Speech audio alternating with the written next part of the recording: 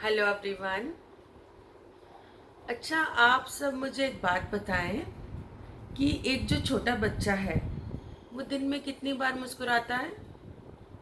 लगभग 400 बार। ऐसा एक रिसर्च में कहा गया है। और हम लोग कितना मुस्कुराते हैं? शायद हम इतना मुस्कुराना ही भूल गए। देखो, हम सबके जीवन में ना कुछ तनाव आ जाता है, कुछ प्रॉब्लम्स ऐसी आ जाती हैं, कुछ दुर्घटनाएं हो जाती हैं, कुछ बीमारी, कुछ मेंटल, यानी हमारा जितना जीवन है थोड़ा सा अस्त व्यस्त होता है। और डायरेक्टली इनडायरेक्टली हम क्या हो जाते हैं? तनावग्रस्त हो जाते हैं। और ऐसा रिसर्च में, ऐसा साइंस रिसर्च में भी कहा गया है कि 80% जो बीमारियां होती हैं वो हमारे तनावग्रस्त जीवन जीने की वजह से हो जाती हैं। तो तनाव से मुक्ति कैसे पाई जाए? मन को खुश कैसे रखा जाए?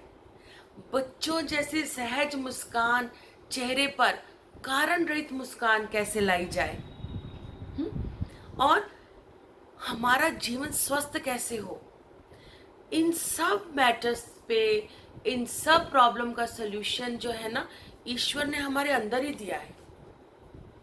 अब देखो, हमारे पास एक बहुत सुंदर प्रभु ने एक उपहार दिया है, वो है हमारा शरीर ना। It's a priceless gift from nature.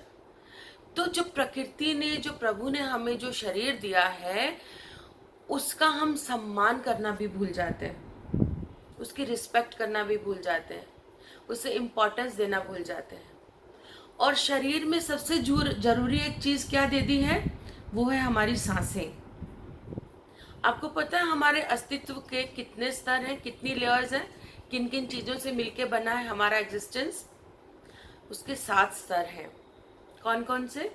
शरीर, श्वास, मन, बुद्धि, चित्त, अहंकार और चेतना।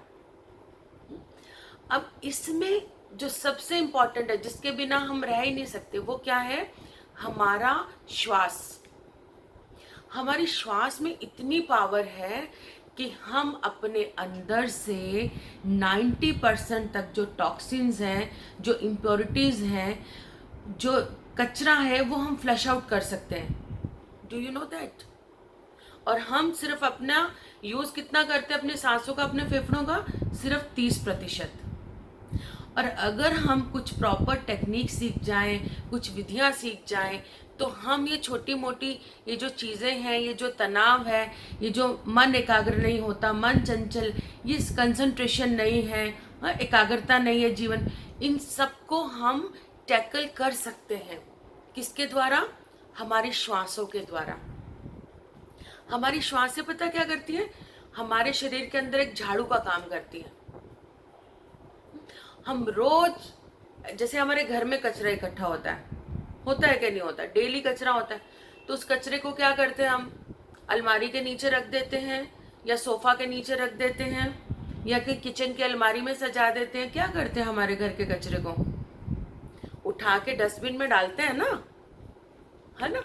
तो ऐसे दिन भर में हमारे अंदर भी कितना सारा कचरा, हमारे अंदर भी कितनी सारी इम्प्योरिटीज इकट्ठी होती होगी।